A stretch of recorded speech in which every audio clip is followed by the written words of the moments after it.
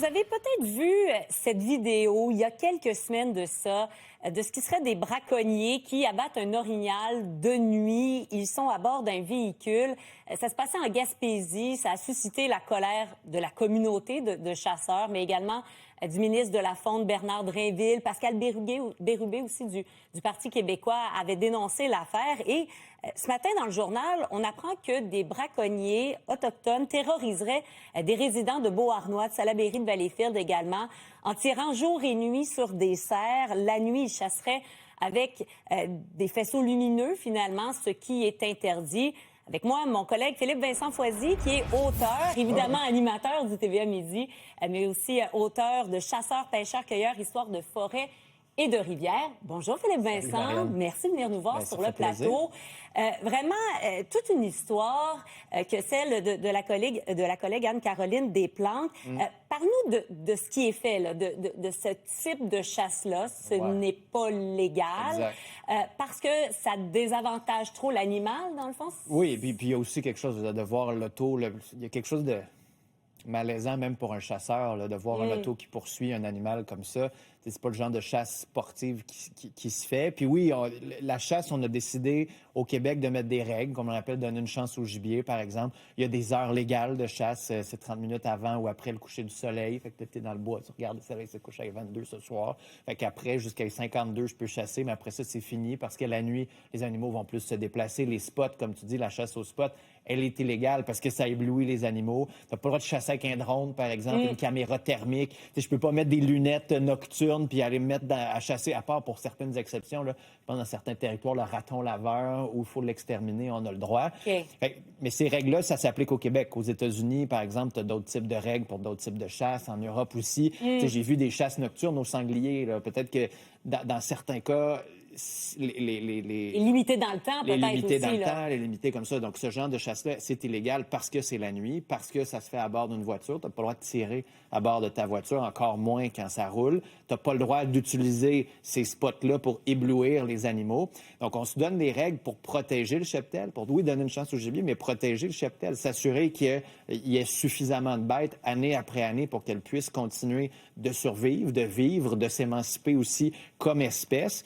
Puis, tu sais, quand tu achètes ton permis, il faut que tu chasses dans ta zone. Tu as un quota. Il y a vraiment beaucoup de règles pour les chasseurs. La plupart les respectent. Il y a du braconnage, malheureusement. Il y a des agents de la faune qui, normalement, devraient intervenir. Ce qui est malheureux là-dedans, pour des chasseurs qui respectent les règles, tu dis, « Hey, oh, on paye des agents de la faune pour qu'ils interviennent et ils ne le font pas. » Là, ils disent qu'il y aura un mot d'ordre parce que c'est des chasseurs autochtones.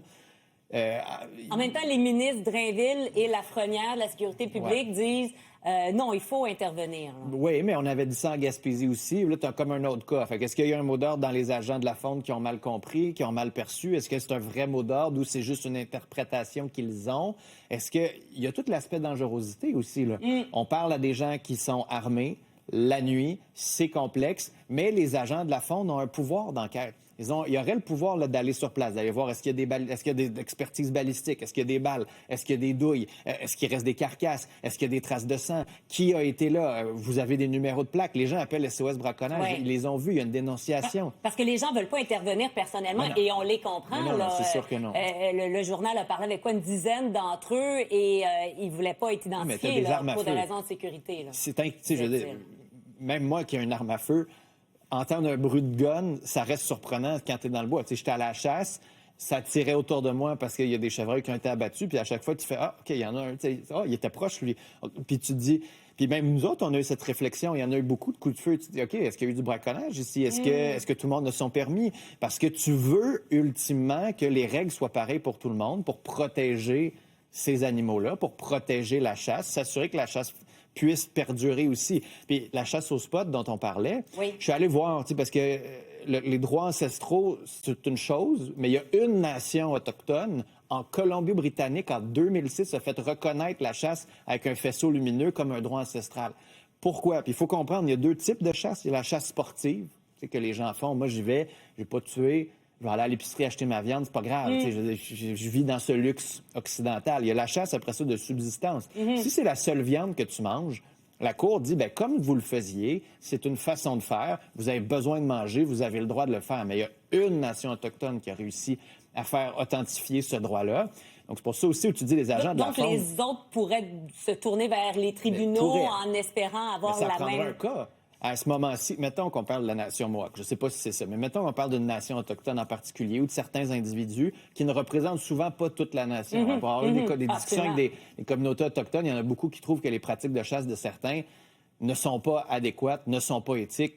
Mais mettons que les agents de la faune décidaient d'enquêter, menaient une arrestation ou menaient à une perquisition, allaient devant une enquête, on pourrait avoir un cas devant les tribunaux qui pourrait faire jurisprudence ici, et ce serait à cette nation, à ces gens-là, de prouver qu'ancestralement, leurs ancêtres faisaient ça, et donc ils pourraient avoir ce droit-là. On n'en est pas là. Pour le moment, on a des citoyens qui sont apeurés et qui demandent d'être aidés. C'est particulier parce qu'il y a eu du braconnage de poissons aussi dans cette région-là, de saumon, de poissons. Il y a une grosse opération anti-braconnage qui avait été faite aussi, qui avait mené à des arrestations. Donc, les agents ont ce pouvoir-là, peuvent aller demander à un juge de faire une perquisition, peuvent mener des interrogatoires. Donc, ils ont techniquement les pouvoirs.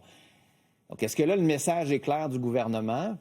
Je serais curieux d'entendre les agents de la faune à ce sujet. On va suivre ça assurément. Merci, Ça fait Philippe plaisir. Vincent, Quand tu veux. chasseur, d'être venu nous parler de ça. À bientôt.